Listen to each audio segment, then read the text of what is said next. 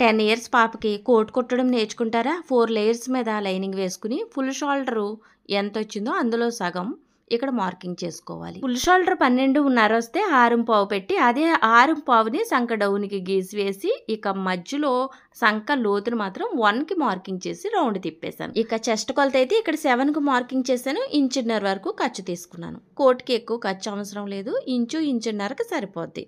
ఇక హైట్ అయితే 15 తీసుకున్నాను. ఇక్కడ పైన షోల్డర్ల ఖర్చులు, కింద కుట్టుకోవడానికి ఖర్చులు అన్నీ కలిపి కింద నడుము వచ్చేసి 6.5కి మార్కింగ్ చేశాను. ఇంచున్నర ఖర్చు తీసుకున్నాను. సైడ్ మెడ అయితే ఇక్కడ 3కి మార్కింగ్ చేశాను. షోల్డర్ సపరేట్ అయింది. ఈ షోల్డర్ని మనం చంకల వైపు 1/2 ఇంచ్ వరకు డౌన్ తీయాలి. ఇలా చేస్తే కోట్ ఫినిషింగు మనకి భుజాల దగ్గర బాగుంటుంది.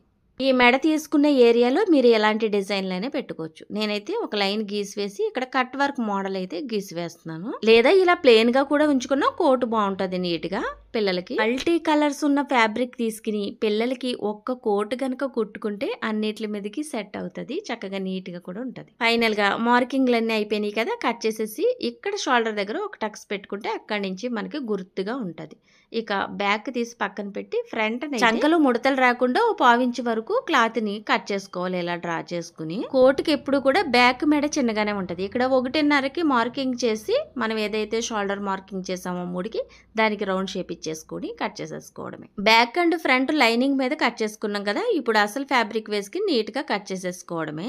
బ్యాక్ ఫ్రంట్ ఈ విధంగా కట్ చేసేసుకున్నాక అన్ని ముక్కలకి కూడా మనం సంకల వైపు ఒక 1/2 ఇంచ్ వరకు కట్ చేసుకోవాలి. ఇలా క్రాస్ గా ఇలా చేస్తే ఫినిషింగ్ బాగుంటది. సైడ్ లో అయితే వాలు పోకుండా కోట్కే కాదు డ్రెస్సులకైనా ఈ విధంగా చేసుకోవాలి. కోట్ కటింగ్ అండ్ స్టిచ్చింగ్ కూడా చాలా ఈజీగా ఉంటది. ఇదిగోండి అసలు ఫ్యాబ్రిక్ మీద లైనింగ్ వేసేసుకుని మెడ కుట్టేసుకుని వెనక్కి తిప్పేసుకుని రెడీ చేసుకోవాలి. ఇక ఫ్రంట్ కి అయితే ఇలా 2 ముక్కల కింద సపరేట్ చేసుకోవాలి.